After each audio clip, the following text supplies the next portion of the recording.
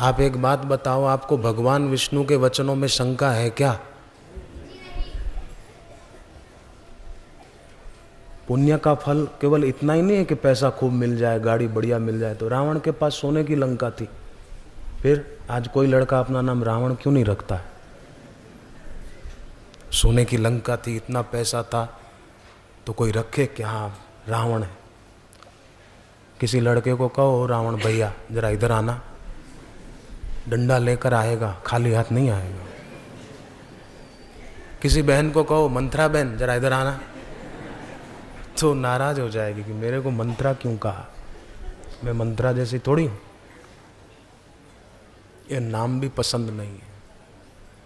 तो पुण्य का फल इतना ही नहीं है कि बाहर की कोई सुविधाएं मिल जाए। तो मीरा को कितनी असुविधा मिली, कितने कष्ट भोगने पड़े।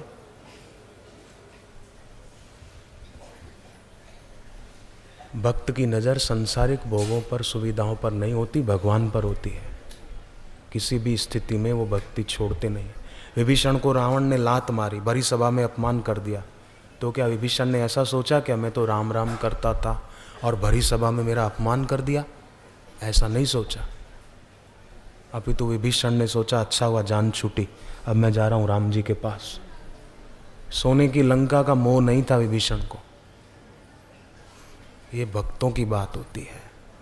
मुझे तो ये बहुत सुंदर बात लग रही है भगवान विष्णु की। आप एक बार फिर से बोलिएगा, दर्शनाद स्पर्शनाद ध्यानात्, दर्शनाद स्पर्शनाद ध्यानात्, कीर्तनाद भाषणास्तथा कीर्तनाद, सकृत पुण्यवतात्मैव, सकृत पुण्यवतात्मैव, स्वर्गं चाक्षयमश्नुते, स्वर्गं चाक्षयमश्नुते, नित्यमेव तु संसर्गात्, नित्यमेव तु संसर्गात्, सर्वपापक्षयो भवेत्, भुक्त्वा सुखमनन्तं च, भुक्त्वा सुखमनन्तं च, मद्देहे प्रविलीयते, मद्देहे प्रविलीयते। मेरे में उसका, मेरे स्वरूप में वो लीन हो जाता है। इससे बड़ा लाभ और क्या हो सकता है? ये सबसे बड़ा लाभ है।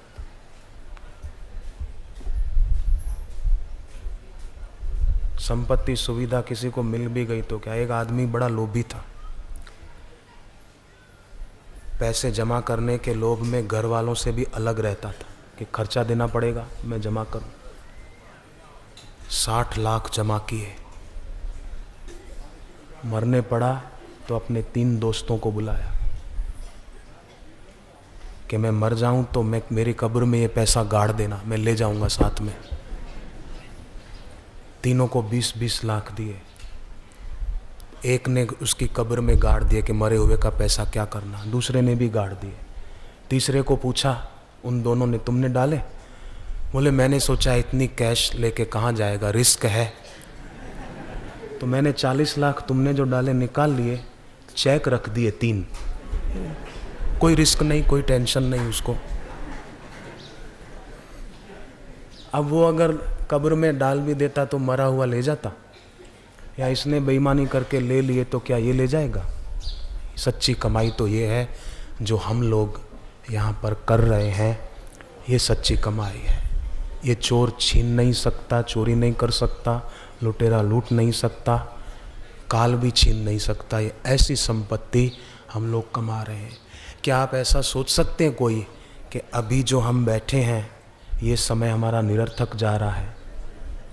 नहीं, एक एक सेकंड जमा हो रहा है, क्योंकि मन में प्रगाढ़ आस है कि अभी गुरु जी के दर्शन होंगे, अभी होंगे, अभी होंगे, अभी होंगे। ये जो आस है ना, ये सांसारिक प्यास को मिटा देती है।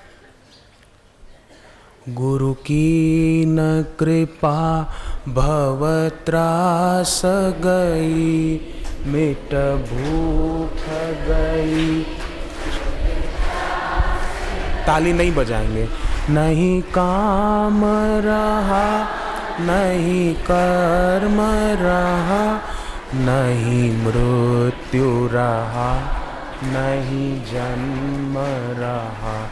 जय सद्गुरु देवन देववरम निज भक्तन। बस अब कुछ मिनट शांत मन में जप करें। अगर जीभ तालों में लगा सकें तो अच्छा, नहीं तो ऐसे ही सभी जो दूर दूर तक बैठे हैं,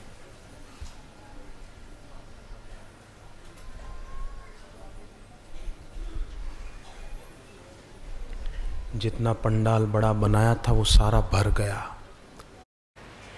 गेंदे का फूल पीस कर तिलक लगाकर दुकान पे ग्राहक से बात करने से उसमें सफलता मिलती है, पर गुरु चरण रज का तिलक लगाकर जप करने से साधना में सफलता मिलती है, भक्ति में सफलता मिलती है।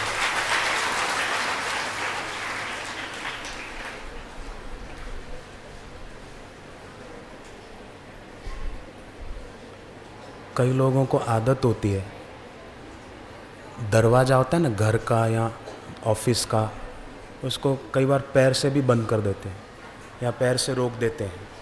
घर के दरवाजे को पैर से बंद करना या रोक खोलना ये बुद्धिमानी नहीं है। आवाज़ नहीं आ रही है? पर मृत्यु के बाद भी जिसका साथ नहीं छूटता वही हमारा साथी हो सकता है, और वो एकमात्र भगवान है और भगवत प्राप्त गुरु हैं। बस मीरा उनके लिए कहती थी, मारा जन्म मरण रा साथी, थाने नहीं बिसरूं दिन राती। पर कई लोग तो दिन रात अपने जन्म के बाद बनाए हुए दोस्तों को याद रखते हैं, सहेलियों को याद रखते हैं। यहाँ तक कि सत्संग में भी मोबाइल फोन छूटता नहीं है।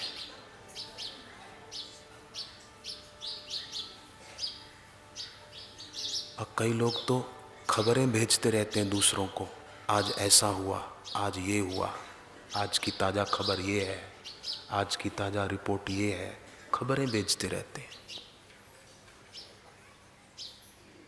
आज गुरुदेव ने इसको ऐसा कहा, आज गुरुजी ने इसको ऐसा कहा। क्यों झंझट में पड़ना? हमारे लिए क्या कहा गुरुदेव ने, ऐसा और सुनकर मौन होना चाहिए। देखो, मैं आप सभी के चरणों में हाथ जोड़ के प्रार्थना करता हूँ, बापूजी जो बोलते हैं ना, गुरुदेव जो बोलते हैं, उनके एक एक शब्द के पीछे उनकी कृपा है, कृपा।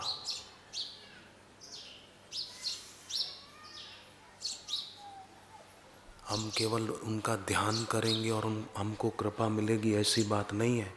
वो जो बोलते हैं ना, वो उनके बोलने के पीछे भी कृपा है। उनके एक एक वचन के पीछे उनकी कृपा है। अब उसको झेलना है। माँ ने भोजन बना दिया, थाली में रख दिया, हाथ में रोटी और सब्जी का निवाला लेकर बेटे के मुंह तक धर दिया। अब चबाना तो बेटे को पड़ेगा।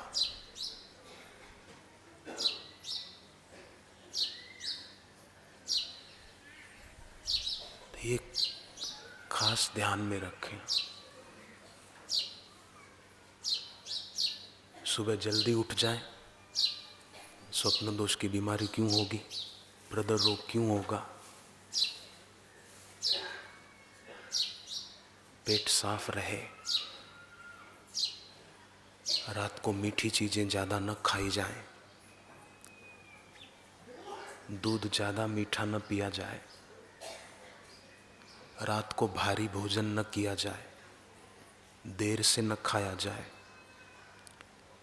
और जल्दी सोकर जल्दी उठा जाए। तो काहे को एक बीमारी होगी। 5:30 तक 6 तक सोए रहे तो भाग्य चमकेगा नहीं।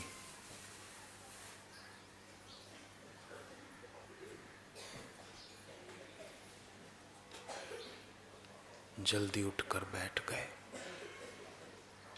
अपने जन्म के पहले और मरने के बाद भी जिसका साथ न छूटे, उन अपने साथी को याद करें, उनका ध्यान करें, उनके सुने हुए वचनों का मनन करें।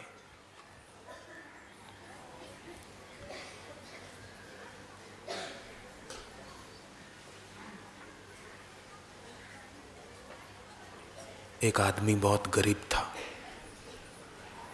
बहुत बार उसने एक सपना देखा कि अमुक शहर में चौराहे पर जो पुलिस वाला खड़ा रहता है, उसके दाएं हाथ की तरफ एक पेड़ के नीचे खजाना गड़ा हुआ है। खजाना कई बार सपना देखा, वही का वही। तो सोचा एक दिन कि मैं गरीब हूं, क्यों ना वहां से पैसा ले आऊं, मैं माला माल हो जाऊंगा। गया, देखा पुलिस वाला खड़ा है, वो जगह वो पेड़ भी है, पर सोचा कि अभी खोदूंगा तो पुलिस वाला पकड़ेगा, रात को करूंगा। तो उधर चक्कर काटता रहा, दाएं बाएं इधर उधर, नजर वहां जमाए रखी। वो पुलिस वाले को शक हुआ, आकर पूछा क्या बात है, यहाँ चक्कर क्यों काट रहे हो? वो बोला कि मैंने सच्ची बात बताता हूँ, ऐसा ऐसा स्वप्न देखा था, इसलिए यहाँ वो लेने के लिए आया हूँ खजाना। पुलिस वाले ने कहा मैंने भी एक स्वप्न कई बार देखा, तुम जिस गांव से आए हो उसी गांव में अमुक जगह पर एक आदमी का घर है, और उसके घर में जहाँ वो चूल्हा जलाते हैं रोटी बनाने को, उस चूल्हे के बराबर नीचे खजाना गड़ा हुआ है। तो उसको हुआ कि वो घर तो मेरा ही है, मैं ही उस जगह पर रहता हूँ। पुलिस वाले ने कहा मैंने तो सपना देखा ऐसा, बार बार देखा। वो गया अपने घर, कहानी है, वहाँ खड्डा खोदा तो देखा चूल्हे के नीचे खजाना था। अब था तो घर में ही, वो सोच रहा था उधर है, और पुलिस वाला सपने देख रहा था उधर है, था उसके पास ही।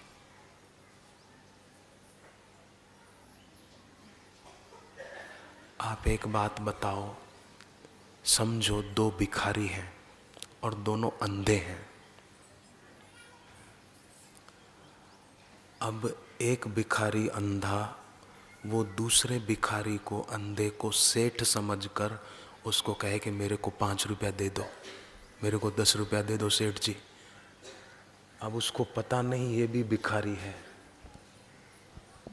वो सेठ नहीं है, पर दोनों को आंखें नहीं है, क्या करें। ऐसे ही दुनिया में है तो सब सुख के भिखारी, परंतु ज्ञान की, भक्ति की, श्रद्धा की, विवेक की, विचार की आंख नहीं है, तो सब उनसे ही मांगते हैं। परंतु जो विवेकशील साधक होते हैं वो इसमें नहीं उलझते। वो गुरु के एक एक वचन के पीछे जो उनकी कृपा है, उनका आशीर्वाद है, उनको झेल लेते। एक बार भगवान बुद्ध के एक शिष्य ने उनको पूछा कि मैंने कई वर्षों से देखा है, ये बात मैंने नोट की है कि आप कई बार एक की एक बात बार बार कहते हो। सुबह वो बात कही, फिर शाम को भी आप वही बात कहते हो, अगले दिन भी आप कई बार वही बात दोहरा देते हो, तो ऐसा क्यों है? बुद्ध ने कहा इसीलिए मुझे जो कहना है वो तो मैं एक क्षण में कह सकता हूँ,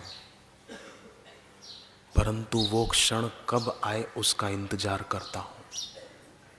वो तो एक क्षण में ही कहना है, मुझे देर नहीं लगेगी, पर उस क्षण का इंतजार है कब तुम्हारा हृदय शुद्ध हो, सुनते सुनते सुनते सुनते, और वो क्षण आ जाए कि मेरी वो बात तुमको असर कर जाए, तुम्हारा काम बन जाए। इसलिए कहता हूं,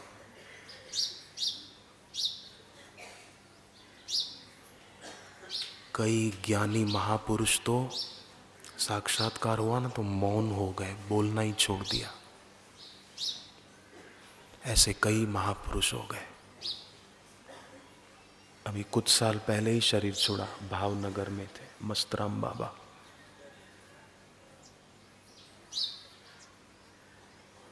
एक दूसरे मस्तराम बाबा थे, ऋषिकेश में रहते थे एक गुफा में। मैं ऋषिकेश गया था तो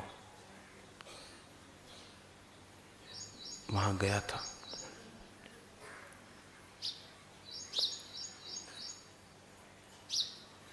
तो ऐसे महापुरुष मौन हो जाते हैं, परंतु उनकी बड़ी कृपा है।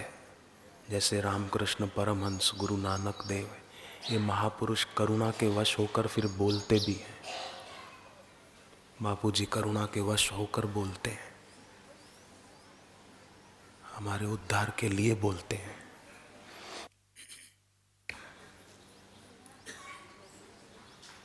तो उनके वचनों को झेलने वाला और श्रद्धापूर्वक उनके दर्शन करने वाला दुखों से छूट जाएगा।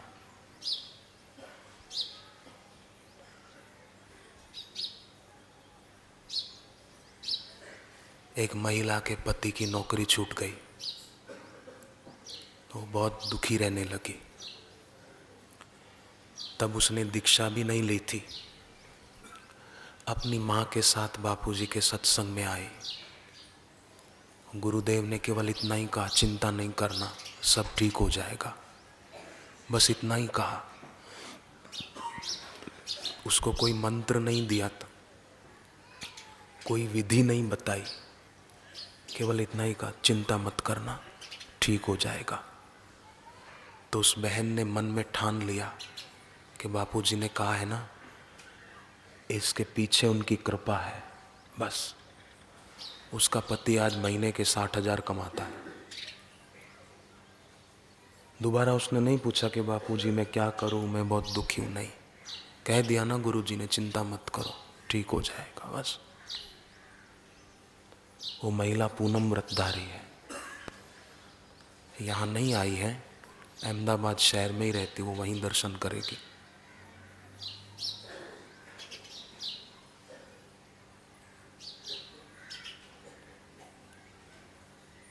तो सदैव ध्यान में रखें हम सभी इन नियमों को, इनसे बहुत लाभ उठाया जा सकता है। यहाँ तक कि ग्रहों की स्थिति में भी परिवर्तन आ सकता है इन नियमों पर चलने से।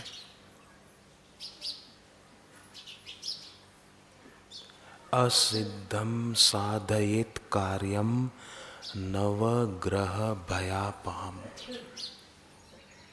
एक गुरु गीता का श्लोक है। ग्रहों की स्थिति में परिवर्तन आ जाए, ऐसा है इसका प्रताप। तो घाटे का सौदा क्यों करना। देखो, विहित कर्म शास्त्रों में बताए है ना, ये करो ये करो, एकादशी का व्रत करो, मंगलवार का व्रत, सोमवार का व्रत, ऐसी महिमा है ना। हर तिथि के उपवास की, हर वार के उपवास की, दान की, ऐसी विहित कर्मों की जो बात आती है, तो विहित कर्म करना इतना महत्वपूर्ण नहीं है जितना महत्वपूर्ण निषिद्ध कर्म को छोड़ना है। निषिद्ध माने गलत, जो शास्त्र ना कहते हैं, गुरु ना कहते हैं। विहित करना इतना महत्वपूर्ण नहीं है जितना निषिद्ध को छोड़ना महत्वपूर्ण है। कि हम अधिक नहीं बोलेंगे, आज से त्याग, मौन।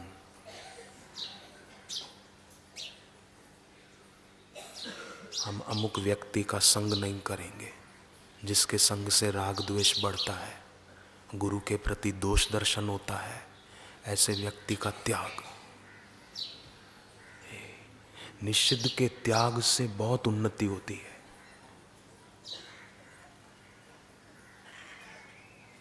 जैसे हम किसी को सुख नहीं दे सकते तो किसी को दुख तो न दें, ये अपने हाथ की बात है।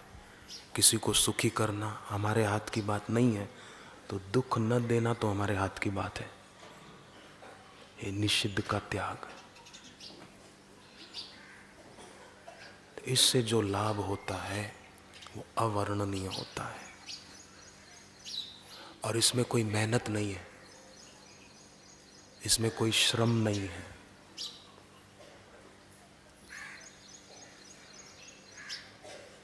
जो हमारे हाथ की बात है वो हम कर दें। हरि ओम शांति, हरि ओम शांति। कई लोग विहित करते हैं पर निषिद्ध न छोड़ पाने के कारण उन विचारों को उतना लाभ नहीं होता जितना वो विहित करते हैं। इसलिए बापूजी के सत्संग में हमने ये भी सुना है कि साधन तो करें पर असाधन न करें। ये गुरुदेव के सत्संग में जो पुराने सत्संगी हैं उन्होंने सुना है।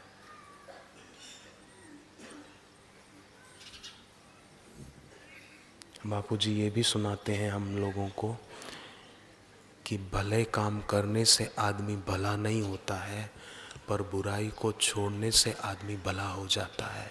ये गुरुदेव सत्संग में सुनाते हैं हमको।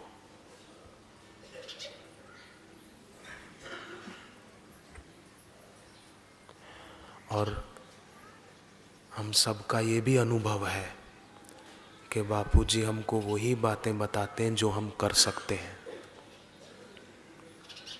गुरुदेव हमको वही बातें सुनाते हैं, वही वचन सुनाते हैं जो हम कर सकते हैं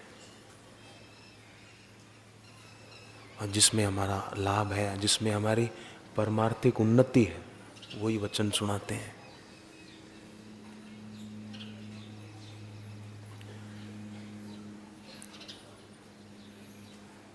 पर वो जो सुनाते हैं वो परमार्थिक सुख, परमार्थिक उन्नति निषिद्ध को छोड़ने से होती है।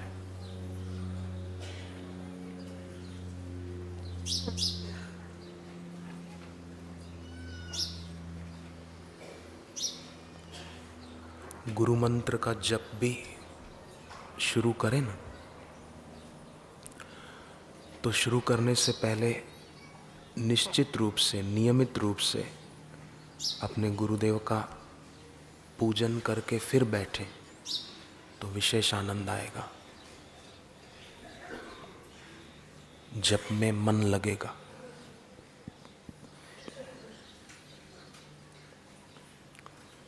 कोरे वेदांती की तरह जप करने बैठ जाएंगे तो आनंद नहीं आएगा, रस नहीं आएगा। और रोज घर पर भले 15 मिनट पर सत्संग जरूर सुने, बापूजी की कैसेट के द्वारा, वीडियो सीडी के द्वारा, जैसी भी सुविधा हो जरूर सुने। ये नियम रखें, नियम कि घर पे रोज थोड़ी देर सत्संग सुनेंगे चुपचाप बैठकर। तो अगर रोज सुनेंगे ना तो क्या होगा, जैसे भोजन हम रोज करते हैं, सब्जी रोटी रोज खाते हैं, हाँ?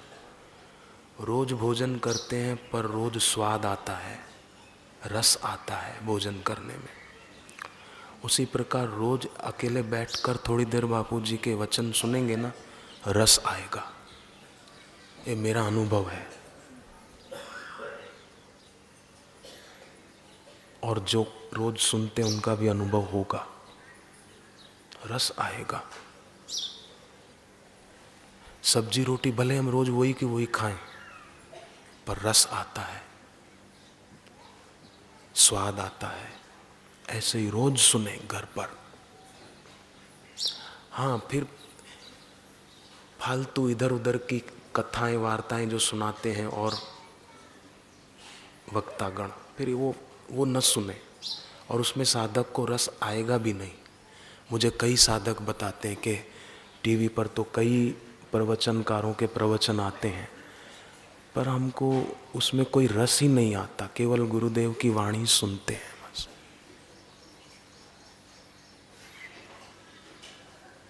मुझे ऐसा भी कई साधकों ने बताया।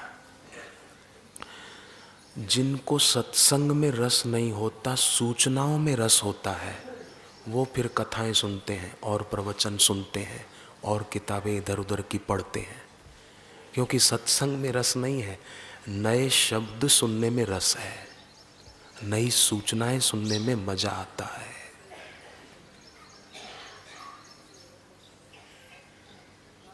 बाकी बापूजी के ध्यान की कैसेटें हैं, जितनी बार सुनो रस आता है। ध्यान में ज्ञान वर्षा कितनी सुंदर है।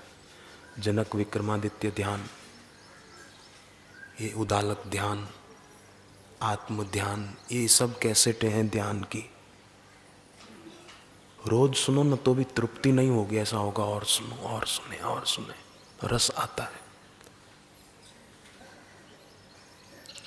अपने रक्षक आप नाम की कैसेट सुनो, आपको एकाग्रता से सुनेंगे ना, आपको लगेगा बापू मेरे लिए ही कह रहे हैं, मुझको ही सुना रहे हैं, ऐसा लगेगा।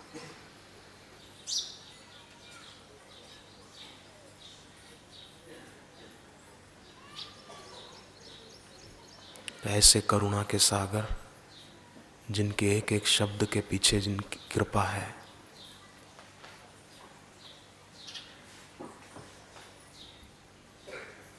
उनके सुमिरन से, ध्यान से आँख खुलती है।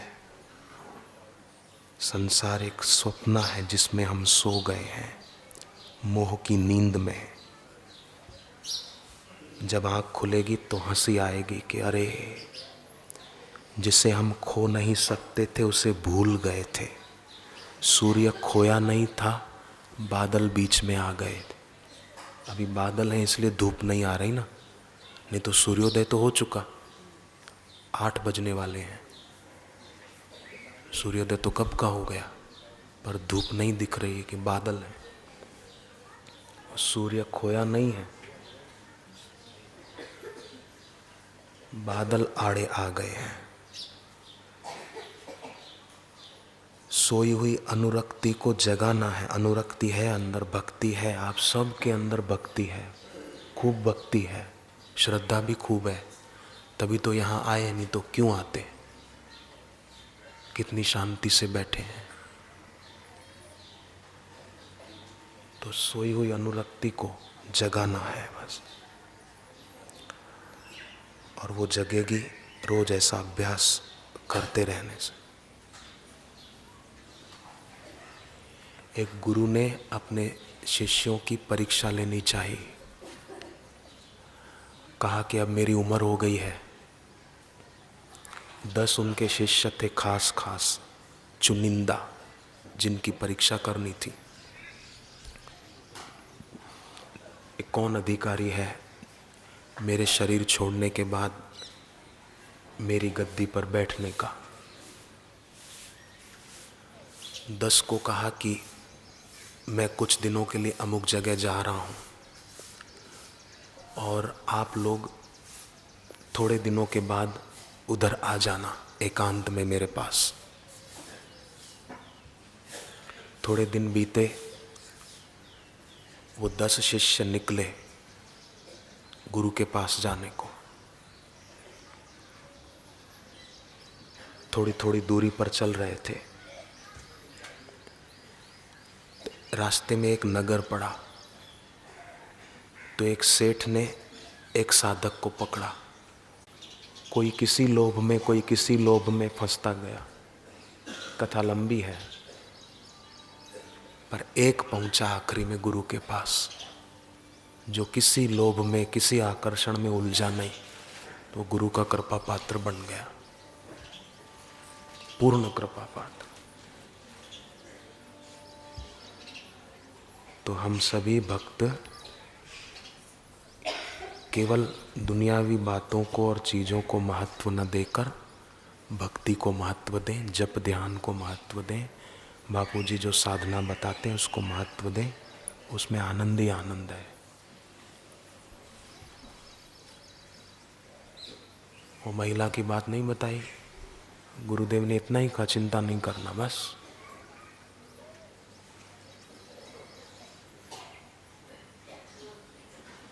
तब तो उसको दीक्षा भी नहीं मिली थी। और कोई कोई तो बेचारे ऐसे भोले होते हैं, दीक्षा मिली है, सत्संग भी सुनते हैं, साधना भी करते हैं, और फिर चिंता भी खूब करते हैं। हाथी था, हाथी बिहार में एक राजा के पास, बड़ा बलवान था। राजा उस पे बैठ के युद्ध में जाता तो दूसरे शत्रु पक्ष के सैनिक घबरा जाते थे। हाथी ऐसी गर्जना करता था, तीर छोड़ते, भाले छोड़ते पर हाथी सूंड से पकड़ के फेंक देता। राजा उस पर बैठकर कई युद्ध जीत चुका था, पर समय बीतता गया, हाथी बूढ़ा हो गया। वो हाथी एक दिन कीचड़ में फंस गया। बहुत उपाय किए पर निकल नहीं पाया। कई लोगों ने मिलकर मदद की, जोर लगाया, पर निकाल नहीं पाया। हाथी को कैसे उठाए कोई। शाम हो गई। राजा ने उस हाथी के बूढ़े महावत को बुलवाया। बूढ़ा हो गया था वो आदमी भी, जो उसका महावत था, उसको बुलवाया कि तुम कुछ उपाय करो इसको निकालने का। उस बूढ़े महावत ने सबको हटा दिया, किसी की जरूरत नहीं, हट जाओ। राजा ने कहा तुम अकेले निकालोगे? बोले मैं नहीं निकालूंगा, ये खुद निकलेगा। अरे कैसे निकलेगा, फंसा हुआ है। बोले आप देखो तो सही। महावत ने रणभेरी बजाई, जो युद्ध भूमि में बजाते थे युद्ध शुरू होने से पहले। नगाड़े बजवाए, संग्राम भेरी बजाई जोर से, और हाथी को अपने पुराने जवानी के दिन याद आ गए, जो युद्ध में जाता था वो दिन याद आ गए।